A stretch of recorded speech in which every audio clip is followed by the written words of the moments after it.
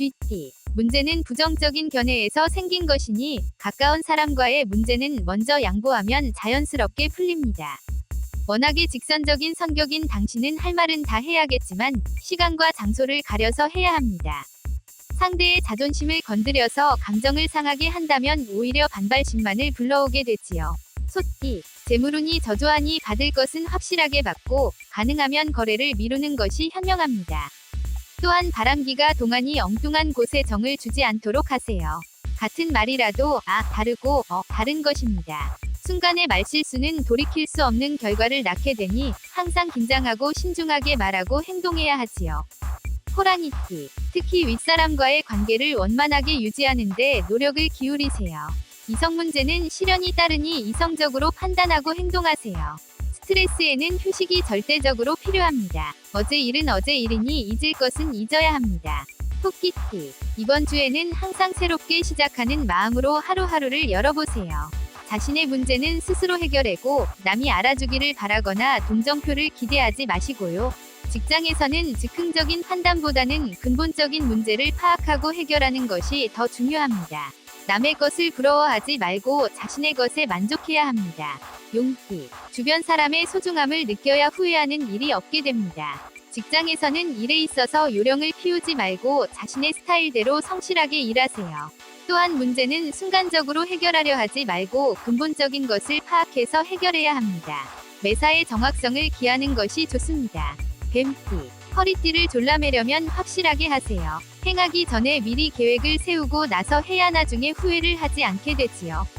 직장에서 일이 발생하는 것은 별것 아닌 것에서 비롯하니 작은 것에 더욱 신경을 써야 나중에 후회할 일이 생기지 않습니다.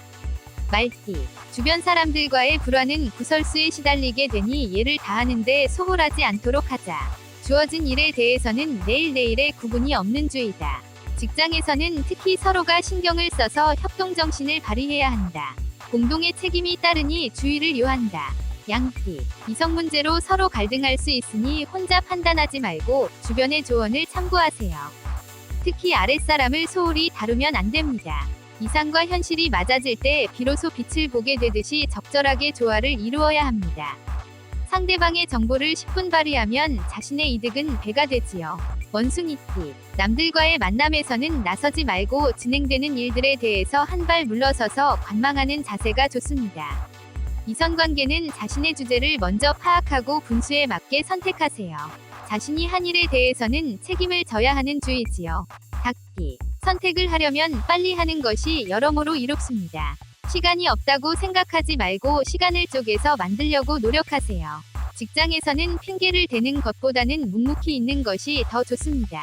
식구들에게 관심을 가져야 하는 시기라는 것을 명심하세요.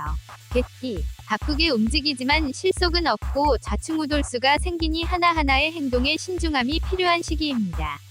그러니 욕심을 버리고 자신의 할 일 이외에는 남의 문제에 관여하거나 부탁 또한 받아들이지 않는 것이 좋습니다. 돼지띠. 좋은 일하고 욕을 먹게 되는 때이니 조심해야 합니다. 생활하다 보면 많은 부딪힘이 있지만 모든 부딪힘이 다 나쁜 것은 아니지요. 비 온 뒤에 땅이 단단해지듯이 잘 활용만 한다면 전화위복의 기회를 만들 수가 있습니다. 주관 있는 행동을 하는 것이 좋지만 자존심은 버리면 안 됩니다.